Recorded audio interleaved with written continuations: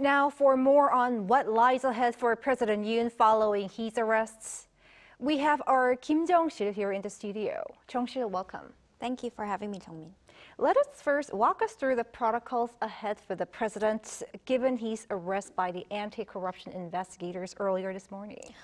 Well, sure. After questioning by the CIO, President Yoon will then be transferred to the Seoul Detention Center in Uiwang, Gyeonggi-do Province, where he'll likely be held there in solitary confinement. The CIO must decide by Friday whether to request a detention warrant for President Yoon or release him. Under South Korean law, the CIO has 48 hours to request a detention warrant until 10:33 a.m. on Friday. An arrest warrant allows custody for this amount of time, but a detention warrant extends this period during an ongoing investigation. If granted, the CIO and prosecution will split the investigation period, each conducting inquiries for 10 days. If denied, Yoon will be released but remain under investigation.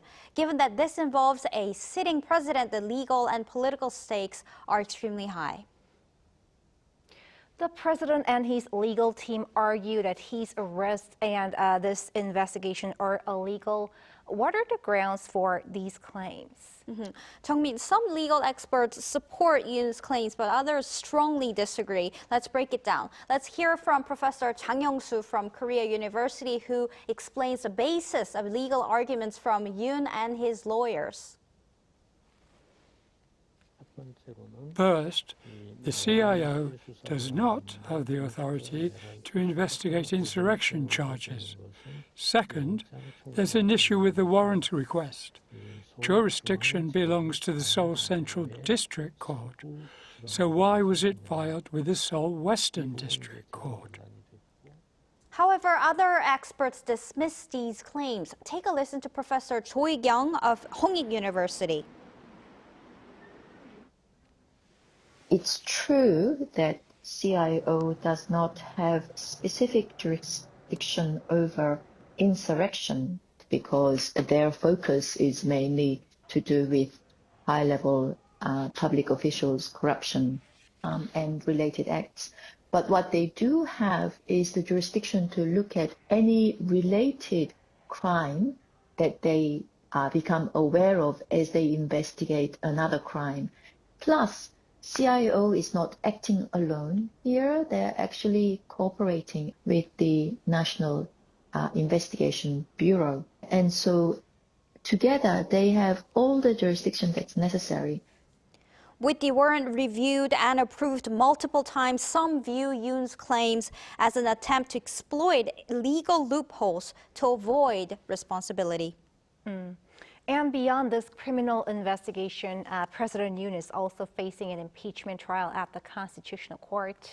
Will he attend the next hearing scheduled for tomorrow?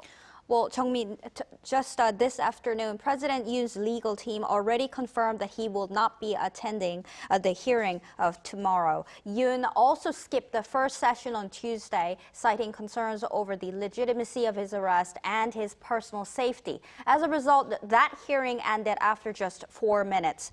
However, the Constitutional Court has made it clear that the trial will proceed regardless of his presence. Professor Uiwang explains why Yoon's absence may be more than just a safety concern.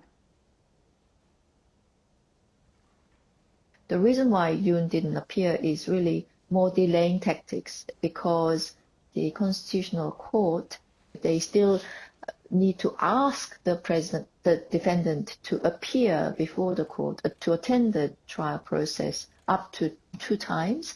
And if the defendant doesn't appear, even at the second request, then they can simply go ahead without the defendant present.